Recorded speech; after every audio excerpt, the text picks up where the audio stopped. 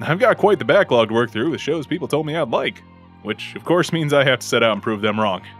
That is until I find out it's a gem that worms its way into my heart like a little parasite that I just can't seem to kill. Insert shitty segue here, Kuzu no Honkai. Or for the uninitiated, Scum's Wish. Spoilers ahead.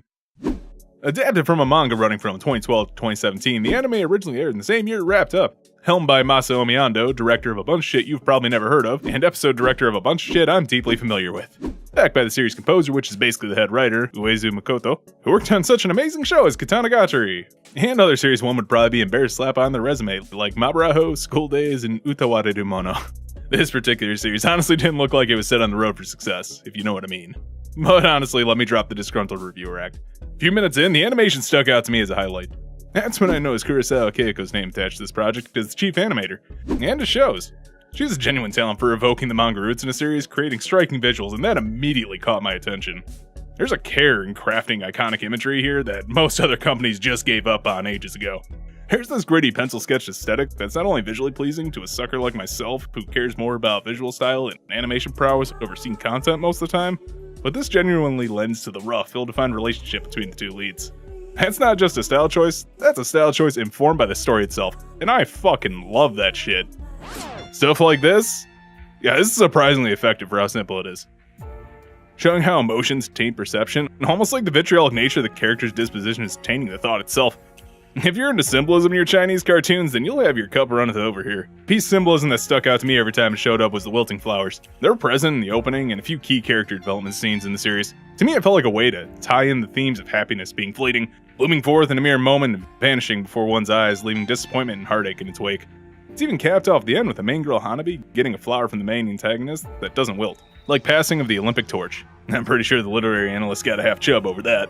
Speaking of the opening, its visuals have a sublime juxtaposition, flipping between grainy and clean, fusing manga and animation to a striking, fast-paced momentum that I couldn't bring myself to skip while watching the series. I'm sure you're pretty sick of me gushing over the animation already, but tough shit. Credit where credit is due. The opening song itself has a raw emotion, punctuated further by the poppy-sounding rock that's both energetic and depressing at the same time. It's almost frantic in a way, which fits the already chaotic theme of teenage emotions. While it's not exactly something I'll listen to over and over again, I won't be revisiting it for the music itself, mind you. I did enjoy it each time it came on during an episode. But animation isn't what sells the series. Well, I mean it is, but that's only one thing. What show can excel without a solid script backing it after all? Well, SAO manages, but that's well beyond our realm of understanding. Jumping into the show's content proper, I feel the first episode does a great job setting up the characters, their motivations, and relationships, despite being mostly a flashback. Time is being toyed with, jumping between the past and present, with Hanabi's monologue occasionally elaborating, allowing the scenes to actually convey the information primarily rather than feeling mostly spoon-fed. It's honestly somewhat sad we live in a world where I have to praise show don't tell, but here we are. I love how brutal these characters are. Walking through life as though they could not give a shit what other people think about them, but how just below the surface they're fragile and teetering on the edge of an emotional wreck. This series revels in the negative side of humanity, honestly exploring something you don't see much in fiction typically. Where most series will show depravity, resentment, and anger, and villains or antagonists, heroes usually remain on the lighter side of emotions and experiences. I mean, theoretically, they're supposed to represent our better half, what we could be. But these guys, they represent our worst attributes, the part we suppress, parts we pretend aren't there. Hanabi in particular is the perfect blend of vulnerable and blunt that makes her a character that you both hate and love to see fail. While most shows steep to gore or sexual elements to showcase the dark depths of the human condition, this series shows resentment and jealousy and how we take comfort in those feelings. It's a side you don't see in anime much, at least not handled well. I think having these characters dealing with this as a focal point of the narrative flips the script a bit on classical writing. Usually valleys highlight the peaks in the character arc, this series uses happy and comedic moments to enhance the emotional depth of the heavier stuff. But don't assume that means this series is purely dark. There's plenty of upswings. While its characters are certainly horrible, they at least have some likable attributes that make them relatable enough to connect with. Like emotional vulnerability and self-loathing, for instance. And I honestly think at least what makes the main girl so relatable is the fact that she's slowly realizing exactly how much she impacts those around her. It's a child realizing her actions have weight on those she's close to. It's an arc about maturing, and that's an interesting angle you don't see too often. Maybe I'm just identifying with her emotional neediness, but particularly in episode 5. Hanabi is desperately clinging on to anything she can, and whoever she finds fails her in one way or another. That really sold me on her struggle. Yeah, I should probably mention the musical score. Yokoyama Master did an excellent job composing here. I mean, the series has this one trick, but it's a tried and tested one at that. It loves to hit its piano theme in just the right way so that when a character says something important, it flows right into the theme, cutting out the dialogue while the chords play. It does it at least once an episode, but surprisingly enough, I actually didn't get tired of it, since it had an impact each and every time it was used to pace the scene. The rest of the music builds the atmosphere superbly and never becomes overbearing, merely enhancing. Themes are all fine and good, but what about the actual plot of the show? That's what puts asses in seats after all. If you're a fan of high school shows with drama and romance, then on the surface, this might seem like your sort of show. But where high school dramas usually fall flat for me, with characters taking illogical or the stupidest course of action to inflate what meager tension the script contrived, this series actually manages to pull me in, probably since every detail relates to something. Our protagonists, Hanabi and Mugi, are both in love with other people, teachers at their school that they've had prior history with since before they started teaching there. Right there, that removes a lot of the creepy factor, so props for not grossing me out in the wrong way, show.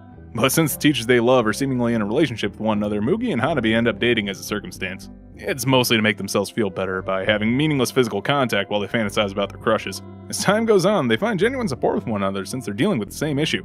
I think why this manages to work is none of this is actually presented as okay. It's always a coping mechanism.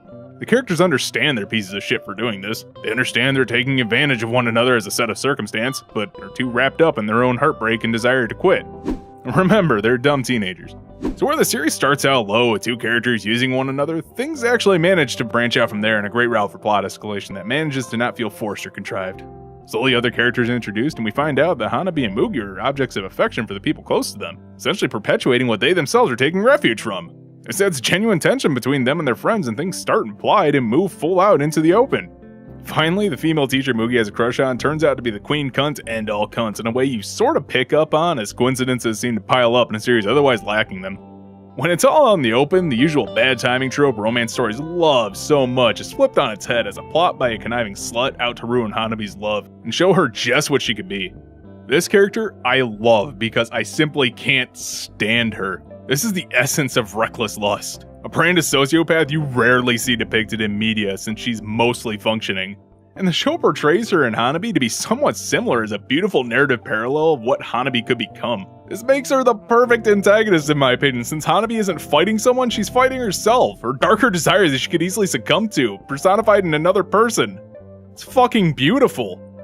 It all comes to head when she realizes having others lust after her won't make her feel better. It's merely a fleeting feeling of desire and she's not about that. Ultimately, she lacks what it takes to be like Akane, eventually discovering she doesn't want to anyway. This leads to actual character growth. Her confessing and getting rejected by the teacher she had a crush on for years, and eventually making an effort to repair the relationship she's damaged through the course of the show. Mugi takes a bit longer, deciding he needs to confess to the female teacher at the same time as Hanabi, and when they're both finally rejected, they'll date for real.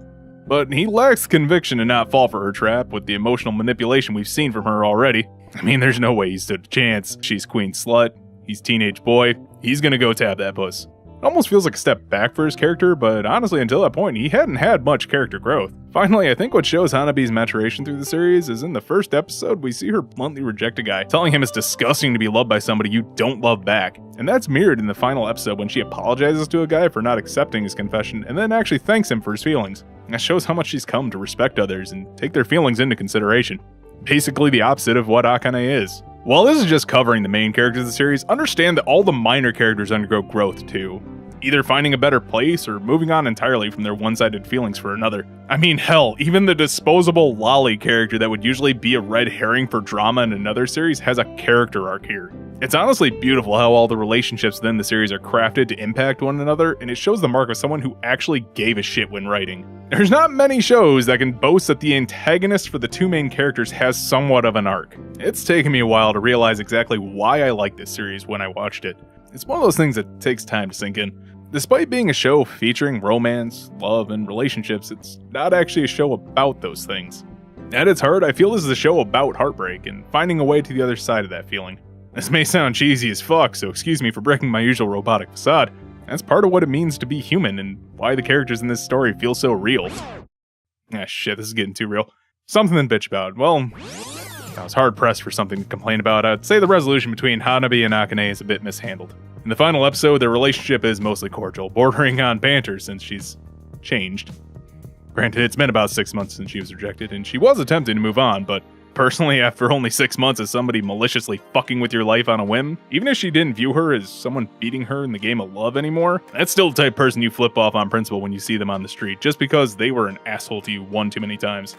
The show also overestimates the male sex drive, as though men only want sex all the time and can't separate love and lust, while also falling for women who easily put out.